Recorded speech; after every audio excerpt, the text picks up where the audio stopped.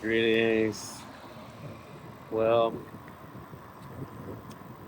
it's a lot of deception that humans have been subject to. Please don't hit me. A lot of deception. That's kind of the theme lately. Maybe the word for the day, fake, artificial, deceiving. I want to say, going back to what's happening with the period of the Maccabees in Israel, occupied by Rome, and definitely concurrent the time that Jesus was actually walking the earth here. The Maccabees were getting ready. They were gonna do a kind of a fake battle with the Romans. The Romans were super occupied in a lot of other places. So they kind of actually let Jerusalem go. They let Jerusalem slide. They let the Maccabees have a victory. The Maccabees were able to kind of claim that Jerusalem was liberated from Roman occupation from 60 AD. I'm just riffing right now. I need to go back and research more of this, but there's a path I'm on here. And but anyway, they hadn't really won. The Romans weren't really had gone away forever. And in fact, in 70 AD, they sacked Solomon's temple. They had sacked the second temple of the Jews and ruined Jerusalem. Everybody split. Everyone had to flee. A lot of people. And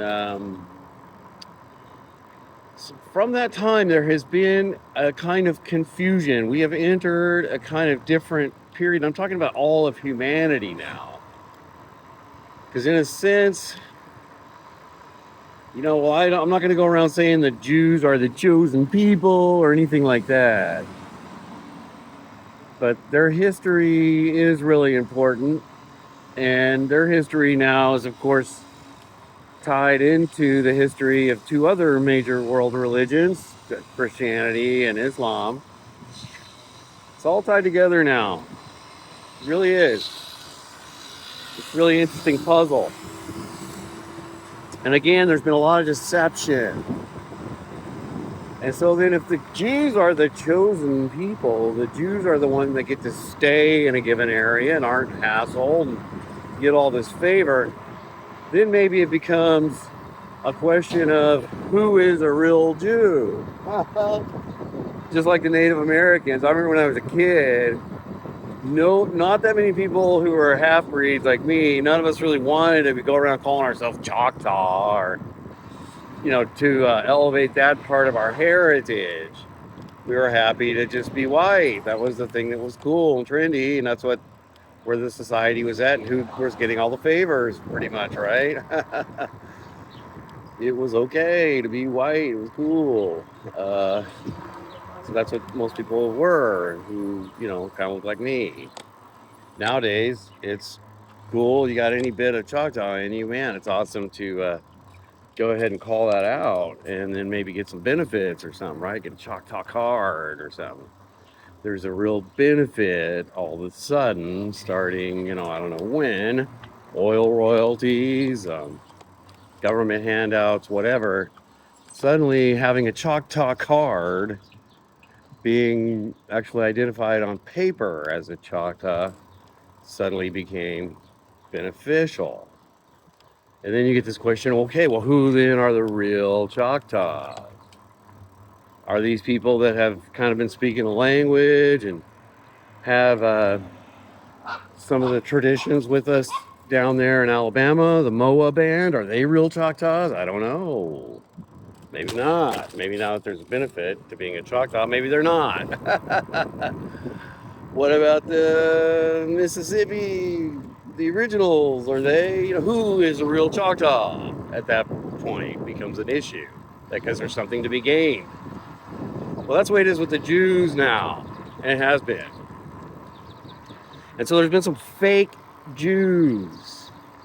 I'm just going to lay it on you and say that fake Jews have maybe taken over the pretend, the Ashkenaz, the Edomites, the Canaanites, right? When you're reading about this old stuff, there's these little times, there's these little contested times. Jacob, the sons of Jacob. So, and these different people that come from different areas. And then, once again, who is real? Who is the real, quote unquote, chosen people, the real Jews? And this is going to become really important now as the attacks on the Al-Aqsa Mosque start to happen. The Christian Zionists and the flamed up fake Jews now of today decide that they're going to move on the where the temple grounds are supposed to be, and they're going to start building the third temple, because all these prophecies can't be fulfilled until the third temple is in place. But in the Bible, it tells us there's going to be a group of fake Jews, fake people that are there first. Fake people are going to go back on their own time. They're not going to wait for God. They're not going to wait for the prophecy.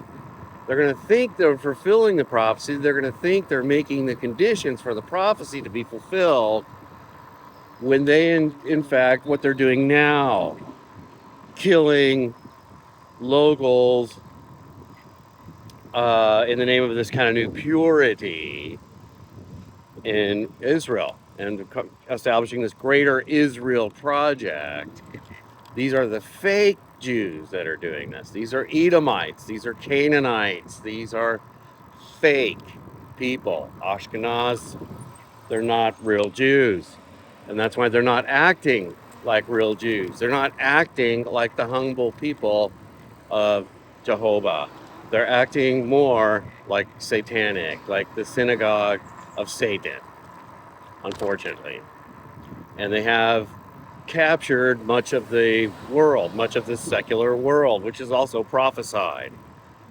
And so they've captured people. America is kind of captured by them, these fake Jews, these Edomites. This is happening. And so they're going to go ahead and try to start their little thing. They're going to go ahead and try to take and rebuild the third temple. And then the real Christ will eventually come. But he's going to have to first, some of the people that are going to have to be brought down, that are going to have to be attacked, driven out, killed, whatever, are these fake Jews, these Edomites. As long as there's a Benjamin Netanyahu type out there in the modern world doing the things he's doing, as long as there's a Jared Kushner and a Howard Lutnick enabling the fake Jew, Netanyahu, fake Jew, Netanyahu. Anyway, as long as that's all happening, then we're still in this sort of pre-tribulation period. There's going to be a lot of problems. There's going to be a lot of deception, a lot of confusion. And that's what we know, and that's what's been happening. And I'm a believer. I believe in all this. I think it sounds kind of crazy. When I'm out in the real world, talking to other people, I try to talk like a secular person most of the time. I try to just, I want to relate to you where you're at. Not everybody's ready for an ancient blood feud from a desert tribe that's long been scattered all over the planet. Not everybody's ready to deal with that stuff, especially since most of them are on drugs and stuff now. So most of the people on the planet now are demon possessed or crazy out of their mind or on drugs. And that's also prophesied. But just stay good. Stay as sober as you can. Don't forgive yourself when you have to take some painkiller, okay, whatever. But stay as sober as you can. Stay as clear-headed as you can in this time. There's going to be lots of distraction, lots of confusion at every minute, just like we see on this block. People are idiots that can't navigate without honking at each other. When there's plenty of room to navigate and do whatever, but they're too much on drugs. They're too self-centered. They don't know how to anticipate maneuver, right? Because they're not real humans anymore. So we're in the era of fake artificial intelligence. That's not real. That's not from the creator. Artificial food, plastic food, glyphosate, plastic, everything, fake energy, just fake, right? The sun is still our friend. Sun still lighting a bright path for the humans here on earth. Jesus can still save your soul. And there's still some truth in the Torah and in the Bible. It's up to you to read it and pray and find it. A lot of confusion, a lot of lies are going to be happening. Most Christians, most of the Jews that you encounter now are fake. That's unfortunate. So it's up to you to prayerfully just read the Bible for yourself. Pray. I would love fellowship. I need some fellowship, but see, I work on Sundays and I'm just not finding it. I'm not feeling it. And I might not ever have the feeling I had as we were putting up a tent in Costa Mesa, starting Calvary Chapel, when we were starting to have little meetings in the little theater at Laguna Hills High School and calling it Saddleback Valley Community Church, when we were building a new church in North Pole, Alaska, a place there never had been a building there that could be used in the winter. It's very cold there in the winter. So we made a multi-purpose building in North Pole, Alaska, big enough to almost play half-court basketball in there, but also a great building to have church in. And we did that in North Pole, Alaska. And the feeling was so great while we were doing that. Every Sunday, a different person who was working, just a construction person on the crew, was be invited to give a sermon. And so every week, all of us that have been working together, we're also giving sermons, and we were learning about each other, learning about our unique interpretation of the living word. It was great. And those were real and vital times. And I'm not anything like that now. And that's okay. And that's when you're also being tried. I was in solitary confinement for 3 days in prison. I know it was very hard on me. But I just kept thinking about, John and the Isle of Patmos and others that have been thrown in prison for speaking the truth. And it's happened to so many. This planet, the devil, the forces that be, the fake, the artificial, it hates the real. It hates the truth. And that's why censorship becomes huge. And that's why killing, banning, silencing, shadow banning, visibility filtering, that's all ramped way up now. The corporate Democrats loved it. They pushed it under Biden. We know that Twitter was being censored, and his people all knew about that. They were actively doing it. They were actively a part of it. Yoel Roth, Elvis Chan.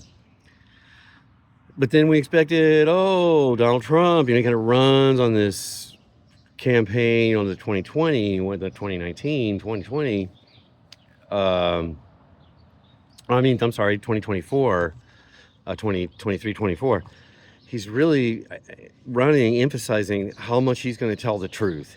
He acknowledges that all the censorship is happening, and he runs on this campaign. I'm going to be the one, I'm going to just release all the Epstein files. No, bro, you didn't do that. I'm gonna be the one who's just gonna expose all this stuff, and I'll take on Israel, kind of in so many words, which he didn't do. He instead got captured by Israel, and so the Edomites. So people that go around saying the word Amalek, okay, they are probably actually these Edomites. These Edomites, Canaanites, these fake Jews are actually going to be more enthusiastic, more energied up, more on the attack because they're fake, because they're lying, because they have a lot to hide. People that have the truth on their side just can relax. People can go around and say whatever they want. Tucker Carlson can go on TV and say whatever he wants, and they don't have to freak out because they're coming from a place of truth. But if they are in fact protecting a grand lie, then they really have to get energied up and get all angry and call everybody an anti-Semite.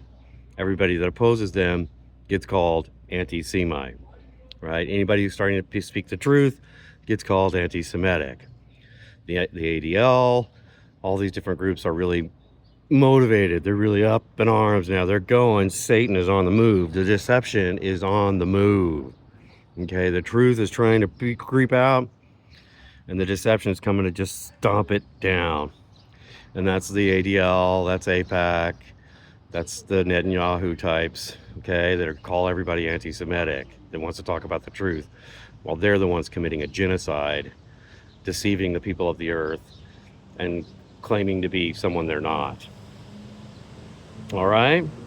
So we're going to have to get into this. It's going to be the thing for the next coming time now. This is the time we're in. All right?